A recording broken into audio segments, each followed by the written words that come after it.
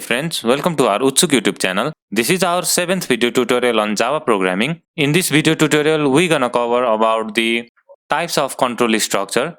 As in previous video, we have already discussed about the decision control, and in this video tutorial, I'm gonna discuss about the selection control. So let's move to the selection control. Selection control. It allows one set of statements to be executed if a condition is true and another set of actions to be executed if a condition is false. So generally, selection control means that if the certain condition is satisfied, then only the specific that block is executed, otherwise the next block of the statements are executed. Selection control is somehow similar to the if-else condition, as if-else condition is also considered as the selection control, but especially the switch case in Java is considered as the selection control, or in any programming language like in C, C++, switch case is considered as the selection control because the way of execution of switch case is dependent on the cases. Suppose there is a statement 1, statement 2, and similarly there are n number of statements. But if you want to execute the statement 1, then if the case 1 is satisfied, then only the statement 1 will be executed. Similarly, if the case 2 is satisfied, then only the statement 2 is executed. And similarly, that goes for the n cases. So in else if condition as well, there were lots of n number of condition, but the better way is to use switch case. Let's move to the switch case. As switch case statement can be easier than if else condition, as many of the condition has to be applied in else if condition, but in this switch case we make particular cases, and if the particular cases are satisfied, then only the code inside that case will be executed, otherwise it won't. In the switch statement we have multiple cases. Only the matching cases will be executed. In the switch statement, we can only use int, char, byte, and sort data types. Switch cases are generally used to handle the multiple cases, like it's same as an else if condition, but here we maintain some of the particular cases, and if those cases are satisfied, then only within that particular case will be executed, otherwise it won't. So let's see the basic syntax of switch statement. This is the basic syntax of switch statement. Switch, this is the keyword, and here we pass the expression. It can be of integer, char, or any sort data types. If the expression here satisfies the below cases, then the particular code within that case will only execute, otherwise it will move to the default. So here are case 1, case 2, and there are n number of cases, and if the expression satisfies the first case, then it will execute the code inside the case 1 and it will break. If the condition here does not satisfy any of these cases, then it will directly go to the default and it will run inside the default block, and then it comes out of the switch case. So here break is the optional part, but in switch case we implement the break case, as if the case 1 is satisfied, then the code of block inside the case 1 will execute and it will break, and this break keyword will let you out of the switch case. So if the break keyword is not implemented here, and suppose that the case 1 is satisfied, then the code inside the case 1 will execute, and after that, and it won't come out of the switch case, but it will run the case 2, case 3, case 4, and similarly to the default. So as it is optional, but also we have to implement if you want to break the statement and come out of the switch case. So I hope you have understood the syntax of the switch case. Let's see the flowchart of the switch case. It is somehow similar to the else if, but let's see. Expression, here we will pass the expression, and it can be of char, int, or sort, or byte data type, and there might be number of cases, and with the default So if the case 1 is satisfied from the above expression, then it will run the code inside the case 1 and it will goes to the rest of the code. Similarly, if the expression is given and the case 2 is satisfied, then it will go inside the case 2 and it will execute the code blocks of the case 2, and after that it will come to the rest of the code lines. At the same way for the case n, and if the user gives the expression and none of these cases are satisfied, then it will directly go to the default and the code inside the default block is executed and it will move to the rest of the code lines. So this is the basic flowchart of the switch case. I hope you have understood this. So in order to see the practical implementation of the switch case, let's move to the NetBeans IDE.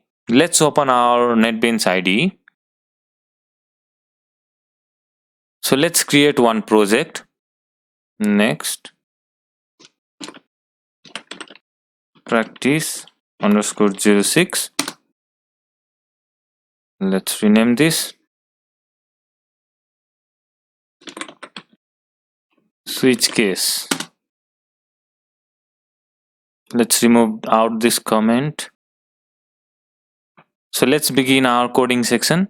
So I'm gonna create one integer variable as choice, and I'm gonna give here as 2. Now let's create a switch case and let's pass this choice as an expression. Now let's give this. So case, inside case 1 we're gonna write a simple message inside case 1. Let's move to the another case 2, inside case 2, and there could be n number of cases, so I'm only making up to the case 3rd, inside case 3, and let's put here one default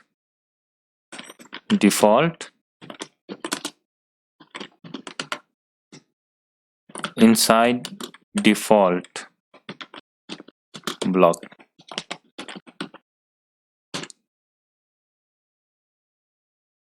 So these are the switch cases, and let's print out after the switch cases outside of switch case.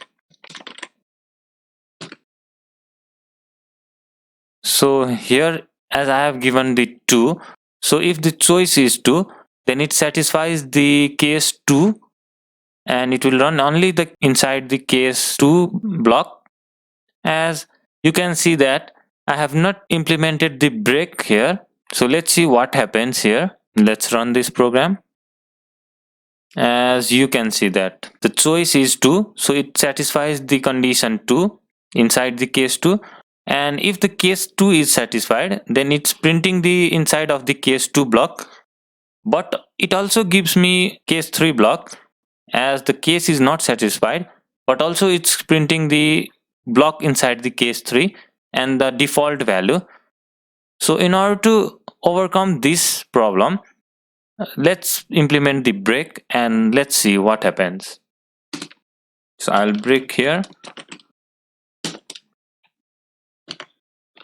break,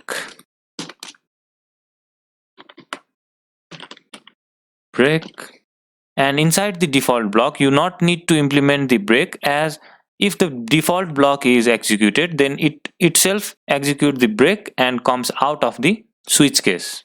So let's run this program. As you can see that the result is giving me as inside the case 2, and it directly breaks from the switch case and comes here as outside of the switch case. So this is the basic implementation of the switch case, and you can change this case as 3 also, and it will satisfy the case 3, and the block inside the case 3 will only be executed.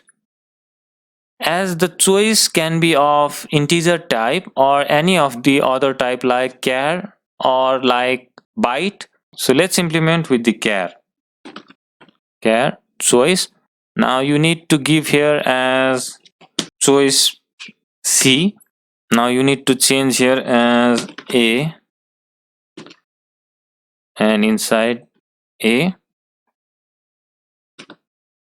inside B,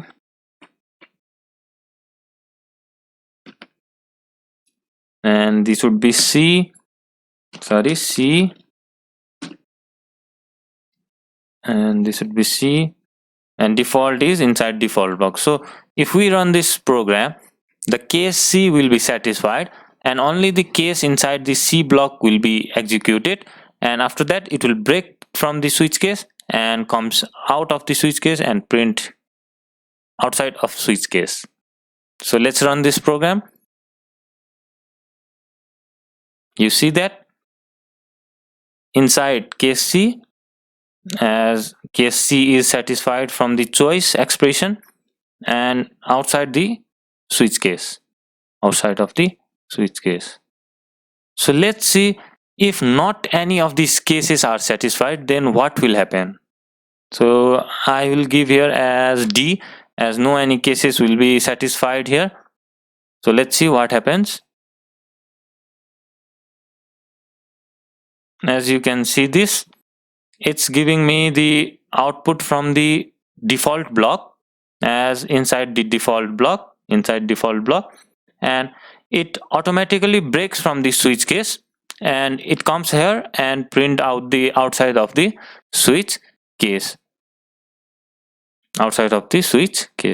So I hope that you have understood the how to use switch case in your programming, and this is the most simplest way rather than using else if condition. And many of the programmers use the switch case in order to handle the multiple cases in programs. So I hope you understood in an easy way about the switch case. So in next video tutorial, we're gonna cover about the looping structures in Java. So we will meet you in our next lecture video. Till then, goodbye.